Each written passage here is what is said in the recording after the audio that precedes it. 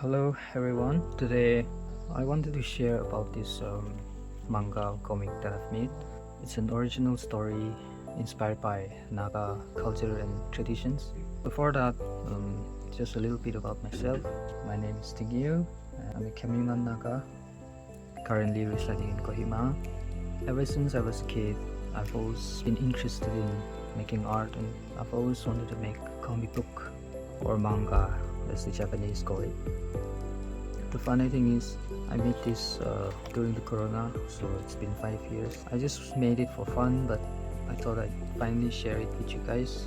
So on to the manga. What inspired me? As I've told you before, it's heavily inspired by Naga elements, but it's not based on any folktale or folklore, but it's our original story. This Act 1, there will be more characters in the future, but the Act 1 heavily focuses on these 3 characters. These 2 are the main, like the protagonists, their siblings, and this like the main villain. So the Act 1 or the Chapter 1 will focus on our girl. Her name is Nyepu, and I think it's flower in Angami. I'm not an Angami, so forgive me if I'm not pronouncing her name correctly. So the story is that they are kind of siblings, and their parents have already died. As you know, our ancestors or our forefathers were famous for head hunting and raiding each other's villages. So they're like a victim of a certain raid that happened when she was a little girl. Her parents died, and this is a flashback. There's the introduction of the villain. He's like a tyrant. He's a really ruthless tyrant. There's a brief introduction about him, and also a little backstory about this guy is that he was also a victim of a brutal village attack, and he lost his entire village when he was a kid, and that kind of traumatized him. So this girl, she runs away and takes refuge in her uncle's village somewhere far away. So here she's already grown up, and she's up getting ready for an attack that is coming again. It's early in the morning, so as they're anticipating for an attack, one of the enemy comes out of nowhere and beheads one of her guys. They're all shocked. She's also shocked, and then the villain, the tyrant, makes an appearance. They have a little chit chat, and he's trying to taunt her or kind of playing with her. He slices his cheekbone.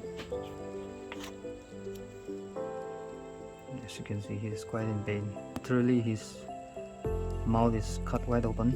Ooh, how he heal. But then, surprise, surprise, that's his power. He can heal instantly. So there's a little backstory of why he can do that. So I'm trying to explore this in the later chapters. So about this mysterious power that he has, we Nagas believe in supernatural things. So there's some supernatural elements on this manga, so that's where he'll get his powers, but there's more detail. So they have a big fight. The girl's trying to fight him. He's cutting his tendons and all. He's like 5'5", but then he's literally 7 feet tall. So the girl is getting beaten up. The girl's literally getting beaten up. And then as the villain finally decides to charge up on her and then kill her, he falls down. And then surprise, surprise, why is he falling down like this? My favorite part, all the girls. So any girls reading this, witness girl power. So he finally manages to put him down. And then they decide to fight back. But then there's a twist in the story. The girl is finally relieved that the big guy is down, and then she feels some mysterious presence behind her. And she turns back, and there is a little boy that's trapped in this mess. One of our guys comes and tries to kill him. She pushes him away, but it hits his eyes. He becomes blind, and then she's shocked. She can't comprehend what is going on. So actually, this little guy is someone close to him, the big villain, tyrant. So when she's in shock, he hits her. She becomes unconscious, or who knows, dies. That is a story for another time. So they all retreat back.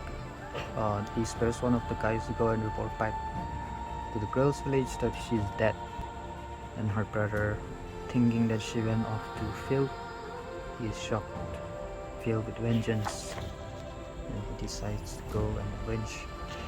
The end. Well, it's not actually the end. I have a whole series thought up in my head, but how will I execute it? That's the thing. I just want to do this for fun.